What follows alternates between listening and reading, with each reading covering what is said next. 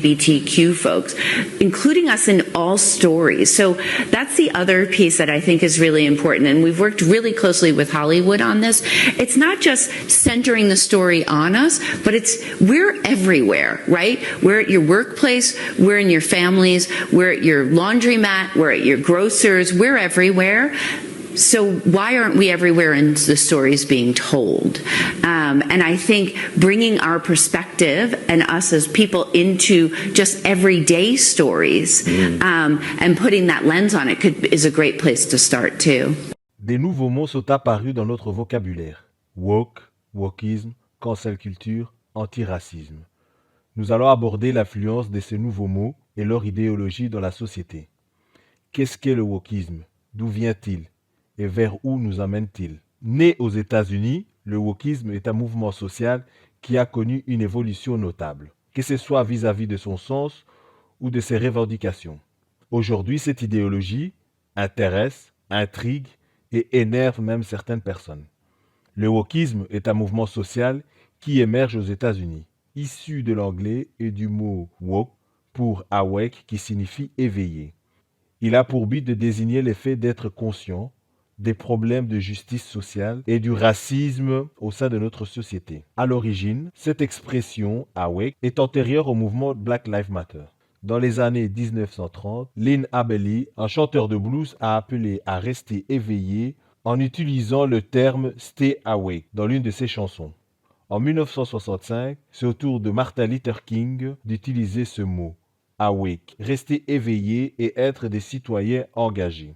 L'expression « wokisme » était alors plutôt destinée à dénoncer les injustices sociaux envers les Afro-Américains. Comme tout dans le monde moderne, on invente peu, mais on s'accapare et transforme beaucoup. Aujourd'hui, le mot « wokisme » a un nouveau sens. Il désigne l'ensemble des injustices sociales telles que celles concernant les femmes, les communautés LGTB et les immigrés. La particularité de ce mouvement, c'est qu'il s'attaque aux injustices discrètes qui existent au sein de notre société. Voilà une brève genèse du wokisme. En quoi consiste la culture woke? La culture woke a gagné en popularité grâce aux médias sociaux et de la culture populaire pour diffuser ses idées. Les artistes, les célébrités, les influenceurs ont joué un rôle important pour amplifier le message woke, en encourageant leur audience à s'engager dans des actions pour promouvoir l'égalité et la justice. La culture woke a connu un grand succès, mais certaines personnes l'accusent de censure et de politiquement correct. La cancel culture.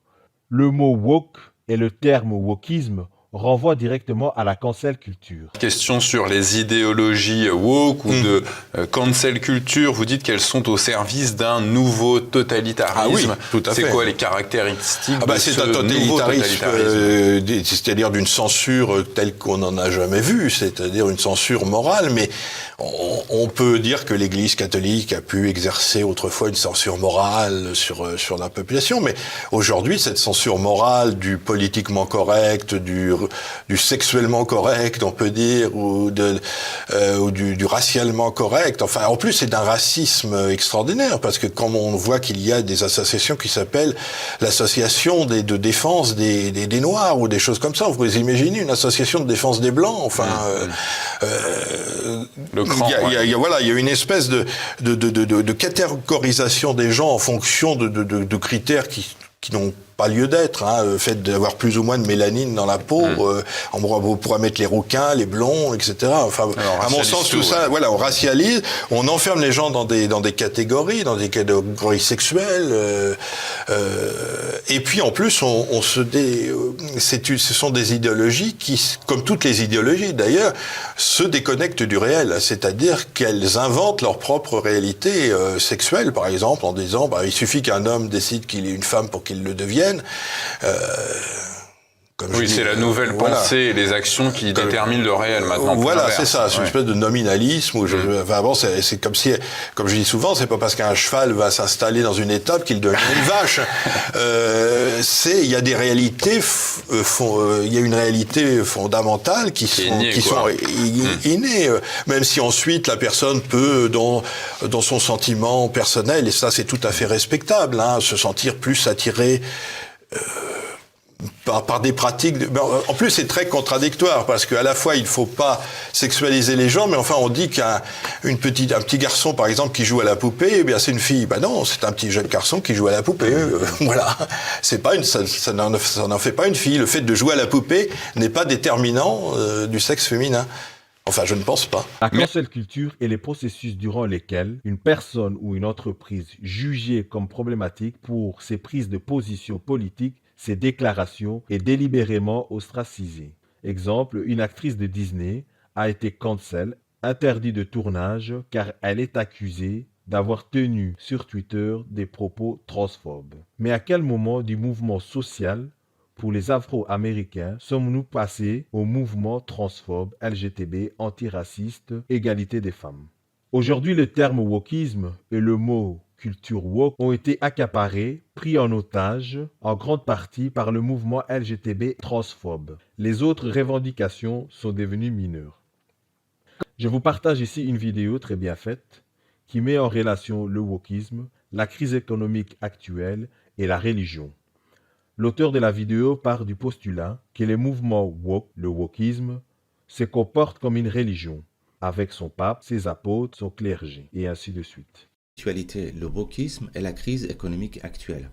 Dans cette vidéo, on va voir que le wokisme et la crise économique actuelle sont les expressions de la mise en place de nouvelles religions avec un nouveau type de clergé et de nouveaux fondamentalistes.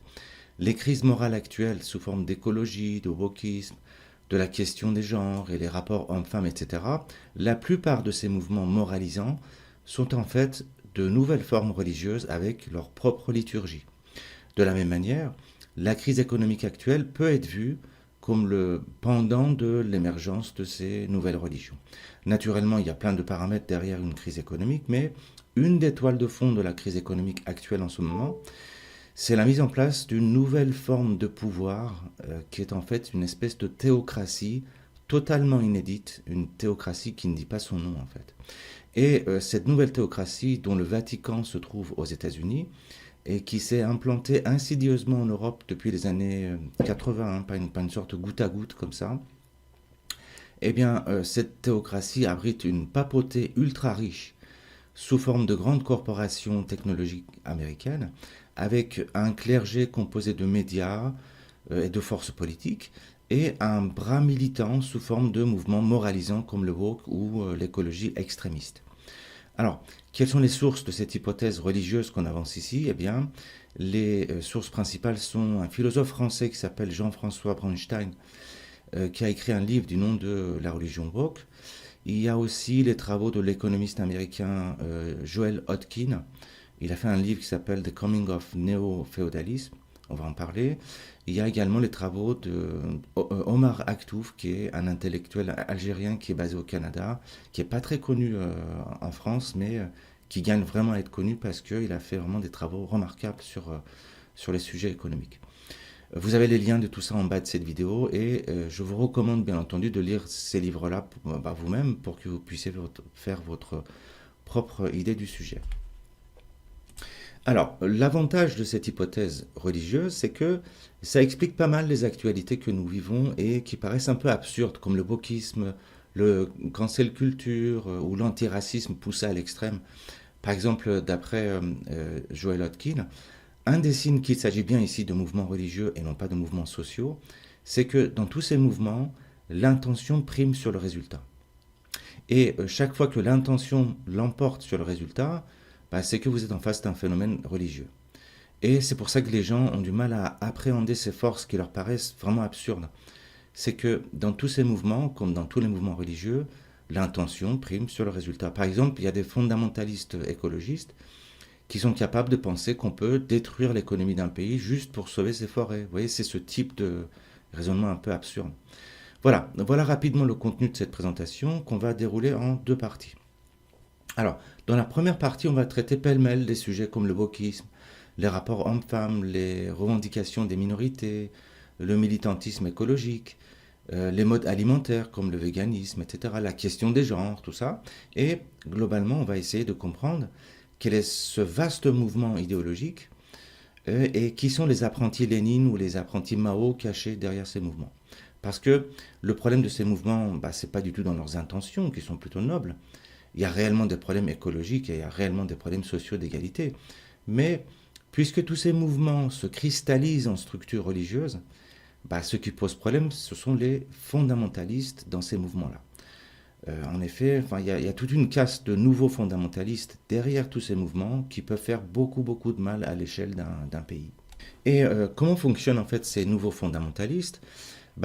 Ils constituent une sorte de rentier de la dénonciation ou des professionnels de l'indignation. Vous voyez, ces deux expressions-là ne sont pas de moi, mais je pense que ça résume bien leur mode de fonctionnement. Vous voyez, ils sévissent dans les médias et font du chantage moral pour avancer leur propre agenda. Et on va voir d'où viennent ces gens-là et justement qu'est-ce qu'ils cherchent réellement. Voilà, tous ces sujets vont être traités dans la première partie de cette vidéo. Et ensuite, dans la deuxième partie de la vidéo, on va faire un focus sur une nouvelle forme de théocratie qui constitue la toile de fond de tous ces mouvements idéologiques. Et c'est cette théocratie qui provoque en parallèle une précarité, un déclassement social en Occident depuis les années 80. Et on va voir que cette nouvelle théocratie impose un système économique de type féodal, un peu comme au Moyen-Âge, avec une poignée de grands aristocrates que sont les grandes corporations, surtout américaines, un petit tiers-État totalement soumis, composé de ce qui va rester finalement de la classe moyenne, et une vaste population de serfs et d'esclaves économiques qui vont de l'employé de supermarché jusqu'au chauffeur Uber. Vous voyez. Et selon Joel Hodgkin, c'est cette poussée néo-féodale qui est à la base de cette crise économique. C'est-à-dire que la crise actuelle n'est pas, déjà c'est pas la première ni la dernière, mais sa particularité c'est que les causes ne sont pas purement économiques. La crise que nous vivons possède des racines plus profondes puisqu'elle va de pair avec la mise en place d'une idéologie à grande échelle. C'est-à-dire que la particularité de la crise économique actuelle, c'est que elle va de pair avec l'imposition de la mentalité et de la vision du monde des gens qui ont provoqué qui sont derrière cette crise, qui ont provoqué cette crise. Et voilà, dans la deuxième partie de cette vidéo, nous abordons la précarisation et le déclassement social en Occident, mais toujours sous cet angle idéologique. Voilà, c'est parti. Alors, en introduction, je dirais que quand on regarde l'histoire au 19e ou au 20e siècle, on pouvait toujours trouver des grands théoriciens qui tentaient d'expliquer les phénomènes de leur époque à coup de concepts philosophiques, de modèles sociaux ou de théories politiques. Par exemple, il y a eu Marx pour expliquer les grandes misères générées par l'industrialisation et la dislocation du monde rural de l'époque. Il y a eu Nietzsche pour expliquer les changements moraux et les changements de valeurs à l'époque victorienne. Des changements qui provenaient selon lui de la disparition des valeurs religieuses classiques face aux sciences, voyez. Sinon, plus tard, suite aux grandes guerres mondiales du XXe siècle, face à toute la destruction et la mort qu'il y avait, il y a eu les existentialistes, par exemple, pour donner un sens à l'existence et remettre au goût du jour la question de l'être face au néant induit par la guerre. Mais, depuis la fin du XXe siècle jusqu'à maintenant, on a du mal à trouver des penseurs qui peuvent regarder de très haut tout ça et donner une vision globale de la marche du monde. Bien sûr, il y a plein de penseurs qui proposent des théories, mais c'est soit par l'angle économique, soit par la géopolitique, soit par la démographie, soit par l'histoire, etc. Mais, à ma connaissance, il n'y a pas une vision globale qui englobe tout ça. Et la raison, c'est pas parce que l'humanité manque de grands esprits, au contraire, il y en a de plus en plus, parce que les gens sont de plus en plus formés, informés, mais il y a une telle complexité, une telle accélération des changements, une telle fragmentation des modes de vie et de pensée, qu'il est difficile de porter un regard cohérent sur tout ce qui se passe.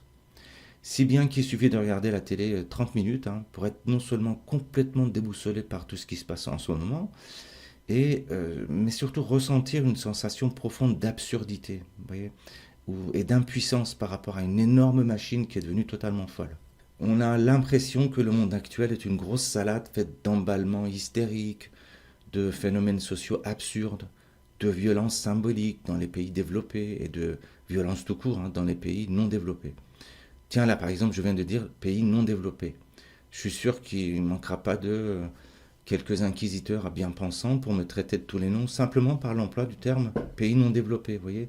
C'est-à-dire que par-dessus le bordel ambiant, il y a une espèce de censure bien pensante qui empêche les gens de décrire la réalité telle qu'elle est vraiment vécue, et donc donner un sens à la réalité qui les entoure. Et cette autocensure est due à un vaste mouvement qu'on peut appeler on peut appeler ce mouvement de pharisianisme.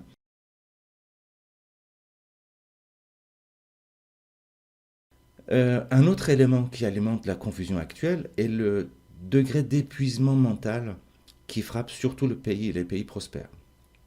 Surtout en Europe, par exemple. Vous voyez, quand on regarde les sujets sur lesquels on s'étripe en Europe, par exemple les rapports hommes-femmes, le wokisme, l'écologie, etc., et quand on regarde ce qui se passe en dehors de l'Occident, avec les gouvernements mafieux, les dictatures et les kleptocraties en tout genre, avec leur lot de violence et de corruption à une échelle inimaginable en Occident, quand on regarde les guerres commerciales entre les pays, la misère crasse et généralisée dans le monde, etc., on a l'impression que les Européens sont totalement à côté de la réalité. Un ancien ministre allemand disait que les Européens ressemblaient à une bande de bisounours perdus dans le Jurassic Park. Oui, l'image n'est pas mal. C'est-à-dire qu'il y a une espèce de fébrilité mentale, surtout de la part des gouvernements. Vous voyez, cette fébrilité fait que tous les sujets qui ne sont pas agréables à entendre ou faciles à traiter sont balayés d'un revers de main. Voyez un peu par exemple, quand vous êtes malade et fatigué, vous n'avez pas envie d'aller travailler et régler des emmerdes. Vous voulez juste vous allonger, regarder la télé, c'est pareil. Cet épuisement mental qui frappe les pays prospères fait que les sujets réels, qui changent réellement la vie des gens, ne sont pas traités par les cercles du pouvoir. Et par contre, les gouvernants font une fixation sur des rustines, sur des détails, sur des non-sujets. Je sais pas, par exemple, il y a une crise d'énergie, on vous donne un chèque énergie. Il y a une crise sanitaire, on fait un chèque aux PME. Il y a la guerre en Ukraine, on fait un chèque aux Ukrainiens. Bref, on a l'impression que le gouvernement, c'est une sorte de garage auto, vous voyez, alors que le problème de fond, c'est l'état des routes. Par exemple, imaginez que les routes sont en très mauvais état et que vous ne pouvez pas conduire. Que fait le gouvernement? Eh bien, ils offrent une paire de pneus aux gens qui ont un bas salaire. Alors que le vrai problème vient de l'état des routes. Vous voyez un petit peu l'exemple. Les problèmes de fond ne sont pas traités. Par contre, on propose des rustines. Et l'ennui, c'est que ce sont surtout des sujets de fond qui finissent tôt ou tard dans les assiettes des gens ordinaires. Quand on parle de rapports de force entre les pays, de politique économique dévoyée par les intérêts privés, des systèmes financiers qui manigancent des razzias, quand on parle du non-contrôle des frontières, des problèmes d'aménagement de territoire, des contrôles d'aménagement de la population, de l'insécurité généralisée, etc., ce sont ces sujets-là qui impactent concrètement et profondément la vie des gens, y compris les problèmes écologiques et moraux. Par exemple, la maltraitance animale est la conséquence du système économique qui régit le secteur agroalimentaire. Autrement dit, ce n'est pas en refusant de manger de la viande qu'on va régler le problème de l'élevage industriel. Mais il faut des solutions économiques spécifiquement dédiées au secteur agroalimentaire. Et le traitement des animaux sera une conséquence de ces solutions de fond. Vous voyez, pour régler les problèmes sociaux, il faut avoir une vision systémique des choses. C'est-à-dire qu'il ne faut pas seulement regarder les choses, mais les rapports entre les choses. Alors, comment on va essayer de prendre de la hauteur et regarder ces choses de très haut pour pouvoir les relier justement et trouver une trame et donner un sens à tous ces phénomènes épars autour de nous. Le problème actuel semble être dû à l'émergence de nouvelles formes religieuses qui se manifestent sous deux formes. D'abord, on assiste à la mise en place d'une papauté d'un nouveau genre, c'est-à-dire un cercle de pouvoir qui fabrique une nouvelle idéologie, et ensuite, on assiste au déploiement de cette nouvelle idéologie par les fondamentalistes et les pharisiens d'un nouveau genre, que sont par exemple les militants woke. Donc, alors, déjà, pourquoi on affirme ici qu'il s'agit de nouvelles formes religieuses? Pourquoi on dit que la culture woke, la théorie des genres et les rapports hommes-femmes, les disciplines alimentaires comme le véganisme, ou alors les mouvements écologiques sont en fait des nouvelles formes religieuses? Pourquoi on dit ça? Attention, on ne dit pas qu'il n'y a pas réellement des problèmes écologiques ou sociaux. Bien sûr que ces problèmes sont réels. Le sujet n'est pas l'existence ou non des problèmes écologiques ou sociaux. le sujet est la contamination de ces problèmes écologiques ou sociaux par la religion. C'est un peu abstrait ce que je dis là, hein, mais on va prendre l'exemple de l'écologie pour illustrer tout ça. Par exemple, c'est quoi le discours écologique? Eh bien, le discours écologique, c'est que la Terre est en train d'être détruite, les animaux disparaissent les uns derrière les autres, les océans sont de plus en plus pollués, etc. Et toute cette destruction, toute cette pollution, tout ça c'est de notre faute. Et que doit-on faire pour sauver la mère nature? Eh bien, il faut adopter des rituels alimentaires, des rituels comportementaux, par exemple ne pas manger de viande, réduire l'empreinte carbone, recycler, etc. Ça vous rappelle rien tout ça? Regardez, l'apocalypse arrive, tout ça c'est de notre faute, parce que nous sommes des pécheurs, et il va falloir se repentir en pratiquant des rituels comme la prière ou autres disciplines corporelles.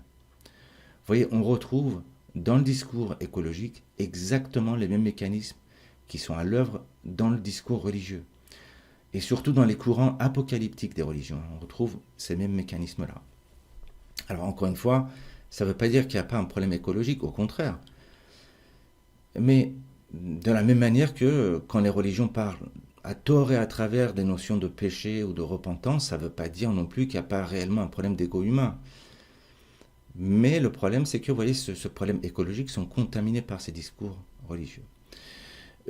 Une autre preuve à l'appui de notre hypothèse religieuse, c'est que si vous regardez tous ces mouvements comme le wokisme ou la question des genres, il s'agit finalement de quoi? Il s'agit finalement de s'affirmer en tant que conscience pure, ayant toute prérogative sur le corps. Il s'agit de dire que moi, en tant que conscience pure, je décide de la forme corporelle que je vais prendre. Il s'agit de dire que moi, en tant que conscience pure, je décide de manger ou de ne pas manger telle ou telle chose. Je décide même de mon sexe, de mon genre. Je décide de mes rapports sociaux. Je décide de mes rapports avec la nature, etc. Et c'est ça le New Age, vous voyez, qui arrive à des formes extrêmes de transhumanisme. À savoir que je ne suis pas un corps, je ne suis même pas une âme dans un corps, mais je suis une conscience pure et désincarnée et je fais ce que je veux du corps que je trimballe. Là, vous pouvez me dire, mais la spiritualité dans les religions classiques ne dit pas autre chose. Hein. Il s'agit de dire que vous n'êtes pas votre corps, que vous êtes un esprit, etc. Eh bien non. Vous voyez, la spiritualité traditionnelle dit effectivement que vous n'êtes pas votre corps, mais elle ne dit pas non plus que vous êtes la conscience pure ou l'esprit pur désincarné. Dans les traditions spirituelles classiques, la conscience ou l'esprit pur désincarné, on appelle ça Dieu. C'est-à-dire que dans les religions classiques, vous, en tant qu'être humain, vous n'êtes pas Dieu, mais une image de Dieu. C'est-à-dire Dieu manifesté à travers un corps. C'est-à-dire un mélange d'esprit et de corps. Vous comprenez?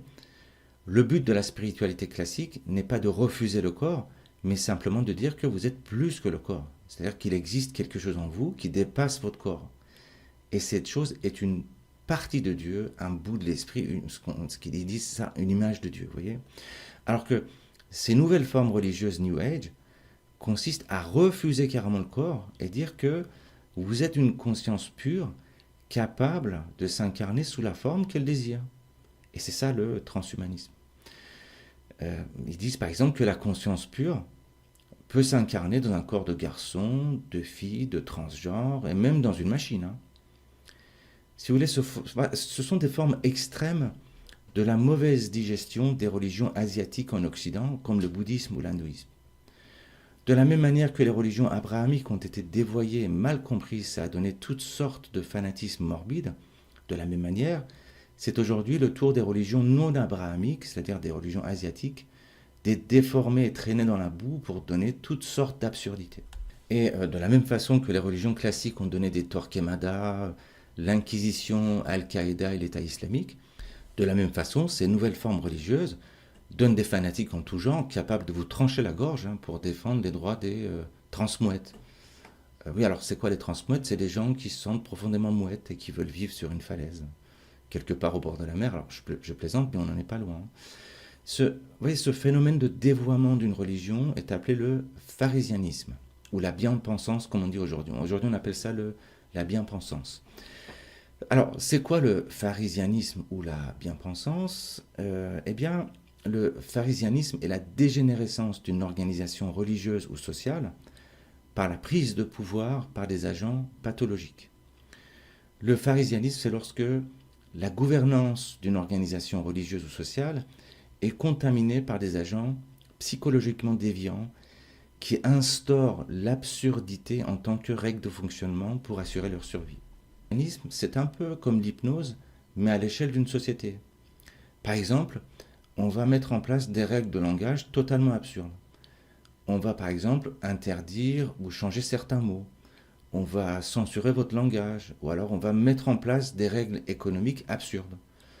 Ou alors on va changer les règles de l'écriture, ou alors on va réécrire l'histoire, etc. Bref, on va casser votre logique et votre raison avec des choses absurdes. Regardez, on peut mesurer la santé d'une organisation sociale par le degré de vérité généré par cette organisation.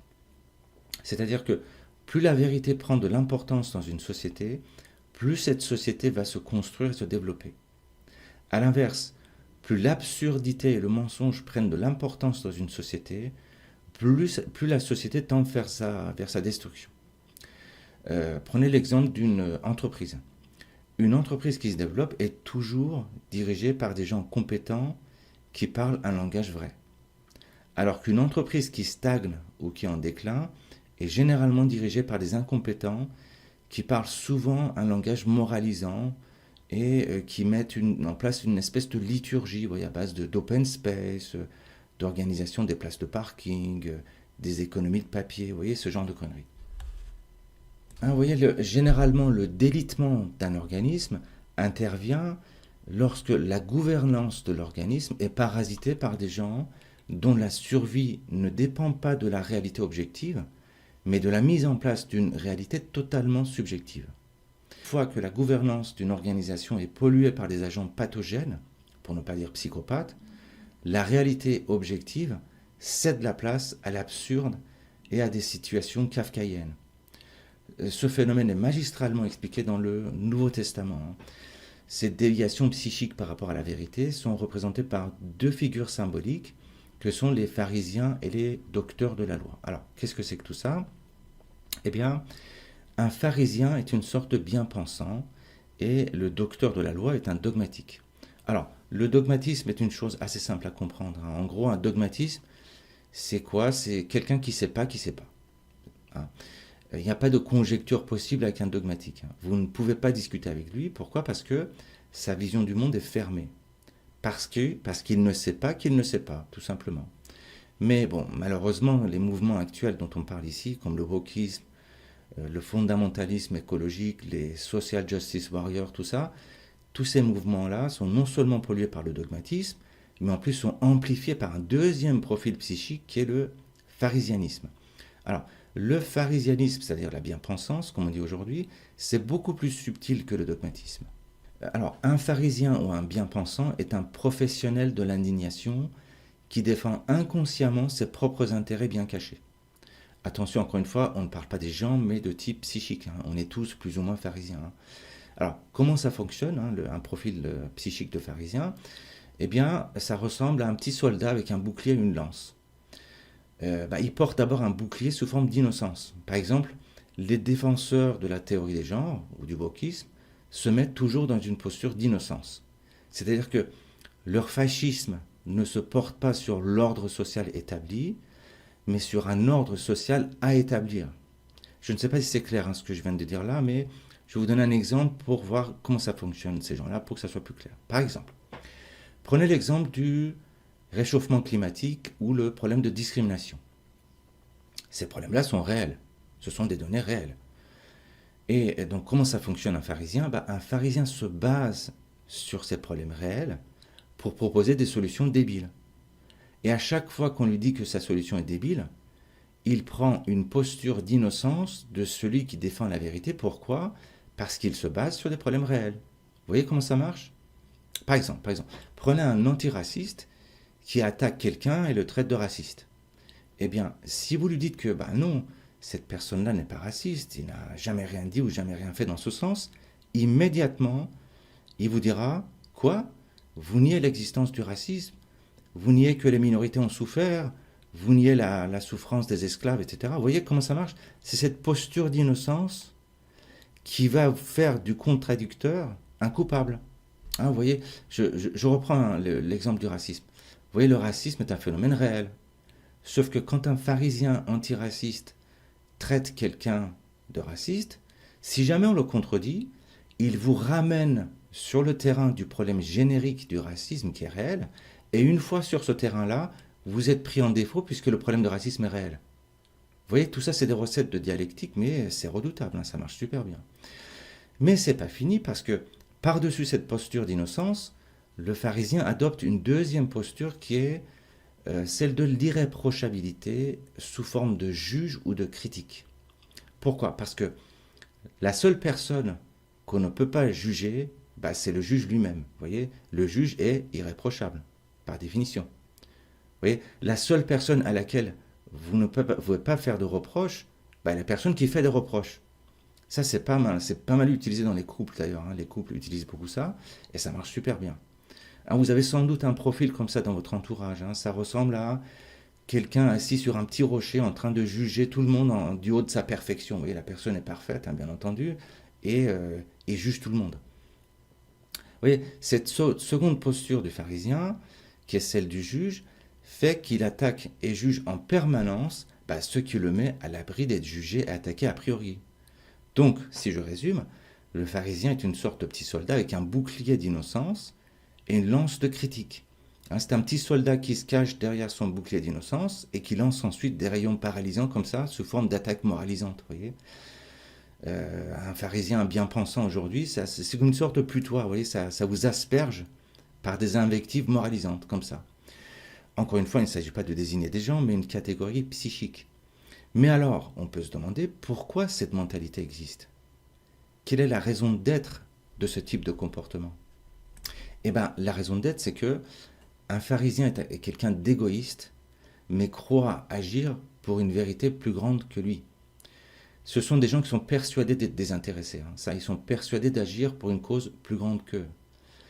Et c'est ça, et c'est pour ça que ce type de mental est extrêmement dangereux, parce qu'ils sont persuadés d'être désintéressés. Mais derrière ce désintéressement se cachent des enjeux purement égoïstes. Mais alors dans ce cas-là, que peut-on dire du militant écologiste qui est persuadé d'agir pour la planète? Bien évidemment, une partie des militants sont réellement désintéressés à 100% et agissent vraiment pour défendre leur cause, hein, bien sûr. Ces militants-là sont des monsieur tout le monde, ouverts d'esprit, vous pouvez discuter avec ces gens-là, il n'y a pas de souci. Je ne parle pas de ces gens-là, je parle de la frange pharisienne parmi les militants, hein, les fondamentalistes, comme on dit. Vous voyez, le problème ne vient pas des militants normaux, le problème vient des militants les plus radicaux, avec qui vous ne pouvez pas discuter, et ce sont ces militants-là qui ont un profil de pharisien ou de dogmatique, et qui transforment ces mouvements sociaux en mouvements religieux. Vous voyez? Alors, ce qui est intéressant, c'est de réfléchir pour voir qui sont les éminences grises derrière tous ces mouvements. Qui sont les gens qui attisent le feu? Qui sont les prophètes derrière tous ces nouveaux mouvements religieux? Qui sont les nouveaux papes? Qui sont les nouveaux archevêques qui lancent tous ces nouveaux jésuites dans les médias et dans les rues? Eh bien ça va être la transition pour attaquer la deuxième partie de ce travail. On va essayer de comprendre quels sont les vrais tenants de ces nouvelles religions, et on va voir que les tenants de ces nouvelles religions, c'est une espèce de nouvelle théocratie, et on va voir que cette nouvelle théocratie a un impact très grand sur la situation économique. Parce que derrière cette nouvelle théocratie, bien entendu, il y a des enjeux économiques. C'est-à-dire que de la même manière qu'au Moyen-Âge, les archevêques et tout ça vivaient dans l'opulence, et que leur but, c'était de bouffer, en fait. Hein. Et les gens normaux crevaient la dalle. De la même manière, cette nouvelle théocratie est en train de s'accaparer une partie de la richesse de la classe moyenne et nous plonge petit à petit dans la pauvreté. Je m'explique. Alors, cette nouvelle forme de théocratie, on peut la résumer par une forme de spiritualisation du marché. C'est-à-dire que c'est une idéologie qui affirme que l'économie est une science abstraite et non pas un sujet philosophique et moral. C'est-à-dire que, en fait, c'est une sorte de néolibéralisme poussé à l'extrême. Vous voyez, de la même manière que le wokisme est une religion dans laquelle l'individu se prend pour une conscience pure et désincarnée, de la même manière, dans ce néolibéralisme extrême, le marché est vu en tant qu'un système intelligent, pur et désincarné. Le marché est vu comme une entité absolue, intelligente, indépassable et abstraite. En fait, c'est une entité abstraite de toute considération morale et humaine. Vous voyez ? Ça vous dit rien, ça ? En gros, ça veut dire que le marché est l'esprit de l'économie. C'est-à-dire que le marché est une entité absolue et intelligente. Les religions appellent ça Dieu, tout simplement. Donc, concrètement, c'est quoi la conséquence sur nos vies ? C'est que, en gros, ça veut dire que, au lieu de vous protéger contre les aléas du marché, ce qui était le cas avant, avant les années 80, maintenant, on va vous donner du fric et vous dire, débrouille-toi maintenant, puisque le marché est une entité intelligente et donc récompense le travail. Ce qui est totalement faux. Par exemple, avant les années 80, on construisait des HLM pour protéger les plus pauvres contre les aléas du marché immobilier. Qu'est-ce qui se passe maintenant ? On leur donne l'APL et qu'ils se démerdent avec. Avant, par exemple, on subventionnait les entreprises pour former les gens. Maintenant, qu'est-ce qu'on fait ? On donne directement du fric aux gens pour qu'ils se forment tout seuls et qu'ils se démerdent sur le marché du travail. Vous voyez comment ça marche ? Omar Aktouf parle d'une panne de sens dans l'économie néolibérale. Mais nous, ici, on a tendance à dire qu'au contraire, ce n'est pas une panne de sens, mais bel et bien une spiritualisation du marché. C'est-à-dire qu'il s'agit en fait d'un nouveau sens qui dit que l'esprit de l'économie réside dans le marché, et en tant qu'esprit, le marché est une entité absolue et intelligente qui gouverne l'économie par sa main invisible, tout comme Dieu. C'est pour ça qu'on parle de théocratie ici. Parce que c'est une forme de gouvernance qui sépare l'esprit et la matière et place l'esprit au-dessus des sociétés humaines et leurs rapports économiques. On retrouve ça dans le néolibéralisme. Et maintenant, on retrouve la même logique transcendante au-dessus des corps humains. C'est-à-dire que l'esprit se place au-dessus du corps. Et c'est ça le wokisme. Vous voyez ? Ça s'appelle la transcendance de l'esprit. Et c'est ça une théocratie. Alors que la vraie spiritualité n'est pas transcendante mais immanente. Qu'est-ce que ça veut dire ? Ça veut dire que la vraie spiritualité consiste en un équilibre et un enchevêtrement total entre l'esprit et le corps. Pour faire simple, la vraie spiritualité est l'idée que l'équilibre économique et social va de pair avec l'équilibre mental et spirituel des gens, tout bêtement. Ça veut dire que, en gros, la santé économique d'un pays et la santé mentale des actifs dans un pays sont les deux faces de la même pièce. C'est ça la spiritualité, la vraie. Ça veut dire que si l'économie tombe malade, alors la santé mentale des gens sera détériorée. Et à l'inverse, si la santé mentale des gens devient pathologique, alors c'est l'économie qui sera impactée. Vous l'aurez compris, notre hypothèse est que le néolibéralisme a détruit cet équilibre entre l'économique et le social qui existait avant les années 80, en tout cas en Europe, sous forme de politique social-démocrate, avec des structures sociales et solidaristes, comme le service public, la vie associative, la vie de quartier, le bon voisinage, la socialisation des gens dans les entreprises. Par exemple, dans les entreprises avant, il y avait des structures pour socialiser les gens. Il y avait des sorties, il y avait des trucs. Quand vous rentrez dans une entreprise, il y avait des formes d'intégration avec la socialisation. Ça existe beaucoup moins maintenant. Je ne dis pas que ça n'existe plus, mais ça existe beaucoup moins. Alors, vous me direz maintenant, tout ça c'est bien, mais qu'est-ce qu'on peut faire maintenant ? Comment faire pour se sentir à nouveau dans un pays gouverné par la raison et non pas se croire dans un hôpital psychiatrique à ciel ouvert comme ça ? Eh bien, la première chose, c'est que il faut savoir que les religions n'ont jamais disparu et que Dieu n'est pas mort. Ils ont juste changé de forme. Les religions n'arrêtent pas de se métamorphoser au fil des siècles pour prendre toujours de nouvelles formes. Pourquoi ? Parce que la religion n'est pas une affaire sociale. C'est une caractéristique de la nature humaine, au même titre que les émotions et la raison. On se trimballe la religiosité, qu'on le veuille ou non. Par exemple, le laïcard bouffeur de curé, c'est un religieux de la République. Vous voyez ? Le scientifique circonspect et ultra-objectif, c'est un religieux du matérialisme. L'écologiste militant en communion panique avec les arbres, est un religieux de la Gaïa et de la mère nature. Le néolibéral voit la main invisible du marché régenter toute l'économie. Vous voyez, tout ça, c'est des formes de religion. D'ailleurs, autre exemple, au XXe siècle, on a vu les pires formes d'invention religieuse, comme le communisme ou le fascisme. Regardez par exemple Hitler. Dans le fond, c'était quoi Hitler? C'était pas juste un homme politique, c'était carrément un faux prophète qui a mis en place une religion avec pêle-mêle des concepts hindous, des mythologies de l'Europe du Nord, l'eugénisme et le socialisme radical, vous voyez? Regardez les vidéos des rassemblements nazis, vous allez voir tout de suite la dimension religieuse, liturgique et ésotérique du nazisme. Et c'est quoi les problèmes actuels aujourd'hui? C'est que ce soit dans la crise morale que nous traversons avec ces convulsions, hein, comme le wokisme et tout ça, ou avec la crise économique que nous traversons, c'est quoi ces problèmes-là? Il me semble que ces problèmes viennent en partie d'un nouveau type de féodalisme. Ce néo-féodalisme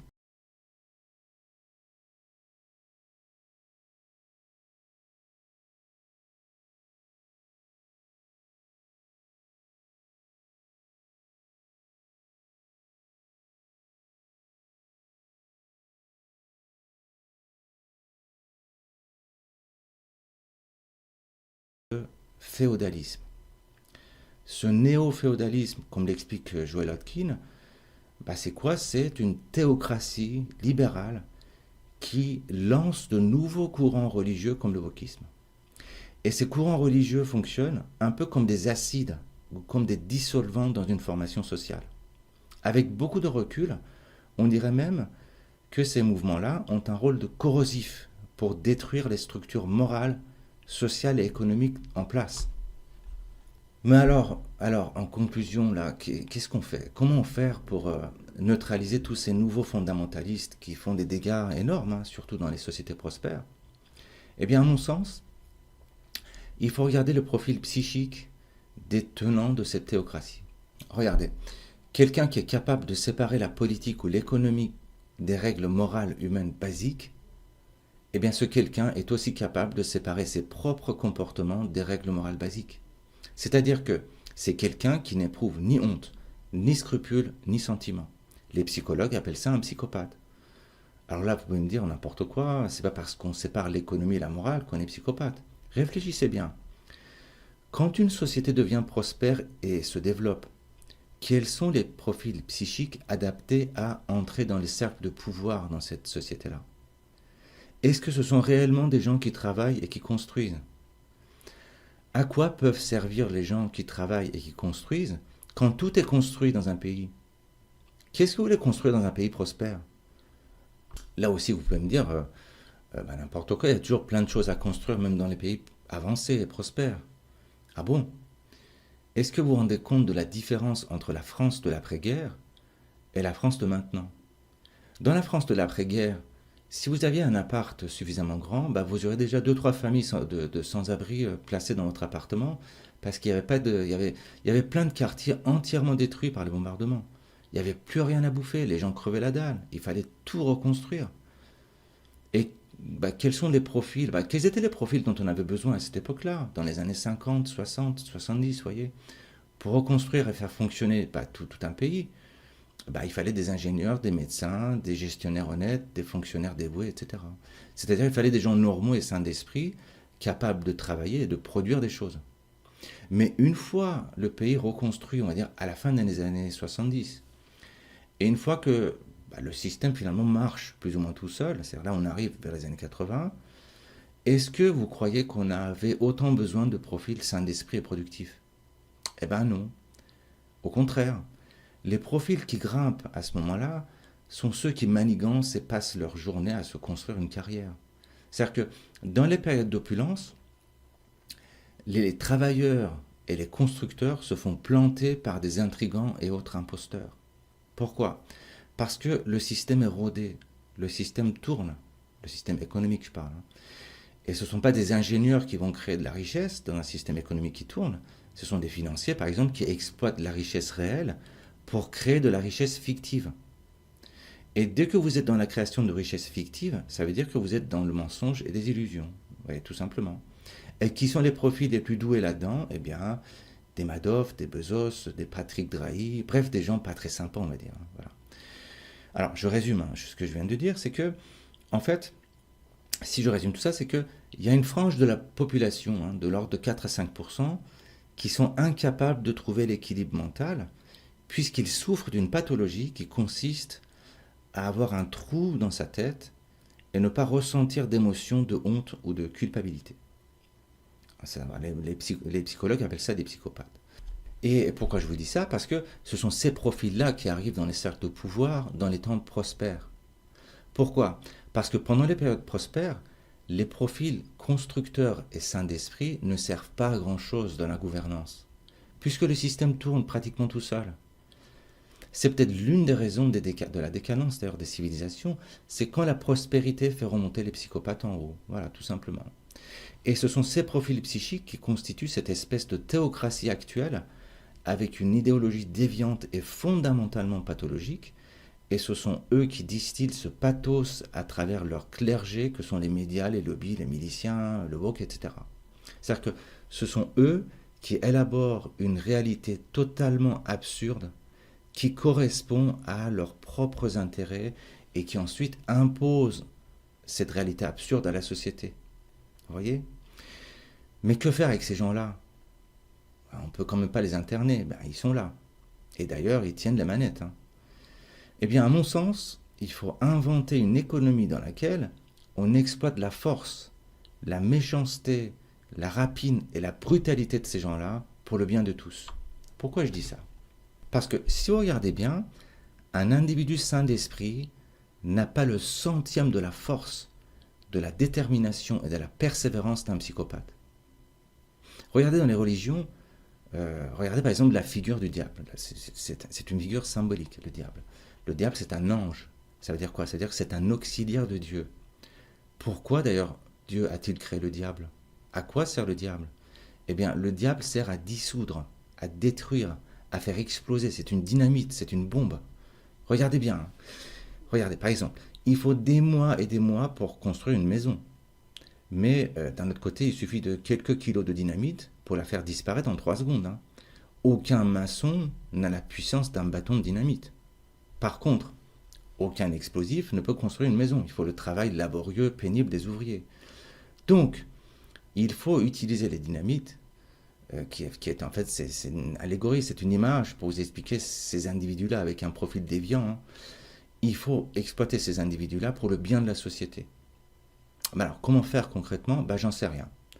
Mais il faut dans un premier temps se protéger contre eux et leurs actions. C'est ça d'ailleurs le but de cette vidéo, c'est d'essayer de décrire la racine psychologique et spirituelle des crises morales et économiques que nous vivons pour en devenir conscient et d'essayer de mettre en place des solutions, ne serait-ce que sur le plan individuel. Enfin, je ne dis pas des solutions collectives, mais déjà individuelles. C'est pour ça que cette vidéo, c'est un peu comme un diagnostic de ces phénomènes qui peuvent paraître absurdes, mais en mettant des mots sur ces choses-là, ça devient déjà un peu moins absurde. On respire un peu, vous voyez. Pareil, si vous êtes en couple avec un pervers narcissique, le fait de mettre des mots sur la situation que vous vivez, c'est le début de la solution. Le fait de savoir que ces mouvements comme le woke sont récupérés et exploités par une sorte de théocratie, elle-même purement motivée par des gains économiques, et cette théocratie qui fonctionne avec des mécanismes de l'absurde, un peu comme dans les livres de Kafka, vous voyez, déjà ça nous met à l'abri de l'absurdité des informations ambiantes. C'est-à-dire que la prochaine fois que vous voyez des absurdités aux informations, comme la ville de Pantin qui devient Pantine, eh bien, au lieu de vous sentir totalement démuni comme dans un roman de Kafka, vous pouvez donner un sens et mettre des mots derrière tous ces phénomènes bizarres et les regarder avec la distance, le calme et la bienveillance d'un médecin. J'espère que vous avez appris quelque chose de nouveau et d'intéressant. Vous pouvez voir la vidéo complète sur la chaîne YouTube Esprit 2.0, le lien en description. Je vais terminer sur une phrase de la vidéo. Lorsqu'on sait, on peut les voir venir de loin.